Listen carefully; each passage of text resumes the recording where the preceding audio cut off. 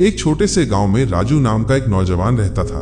वो बहुत ही गरीब था, लेकिन उसके सपने बहुत बड़े थे। वह एक दिन अपने गांव से बाहर जाकर एक बड़ा आदमी बनना चाहता था। गांव में एक बहुत ही अमीर और लालची साहूकार था, जिसका नाम था रामलाल। रामलाल ने पूरे गांव के किसानों को कर्ज देकर उनकी जमीन हड़प ली थी। राजू के पिता ने भी उससे कर्ज लिया था और अपनी जमीन खो चुके थे। राजू ने अपने पिता की जमीन वापस पाने की कसम खाई। एक दिन राजू ने गांव के मंदिर में एक साधु को देखा।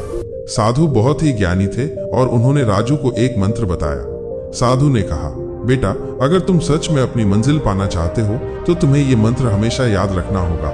हर मुश्किल का हल तुम्हारे अंदर छिपा है। साधु ने राजू को एक बूढ़ी औरत के पास भेजा, जो गांव के बाहर एक पुरानी हवेली में रहती थी।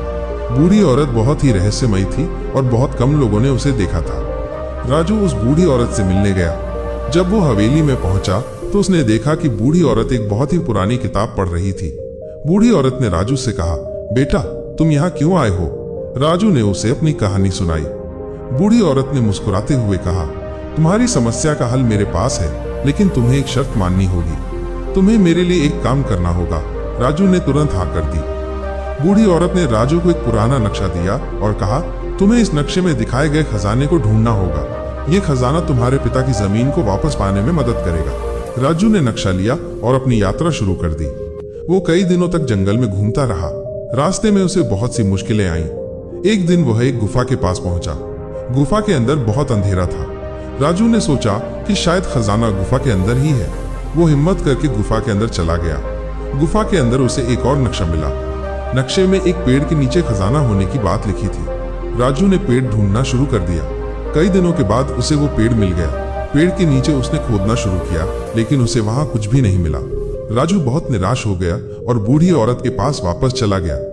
बूढ़ी औरत ने राजू से कहा, तुमने अपनी पूरी कोशिश की, लेकिन तुम सही जगह नहीं पहुंचे। बूढ़ी औरत ने राजू को एक और बूढ़ी औरत के पास भेजा, जो गांव के बाहर एक और पुरानी हवेली में रहती थी। राजू ने सोचा कि ये भी कोई रहस्यमयी बूढ़ी औरत होगी। वो उस बूढ़ी औरत के पास गया और उसने उसे अपनी कहानी सुनाई।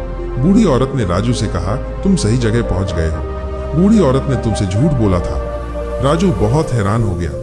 बूढ़ी औरत ने राजू को एक और नक्शा दिया और कहा, यह नक्शा तुम्हें तुम्हारे पिता की जमीन वापस पाने में मदद करेगा।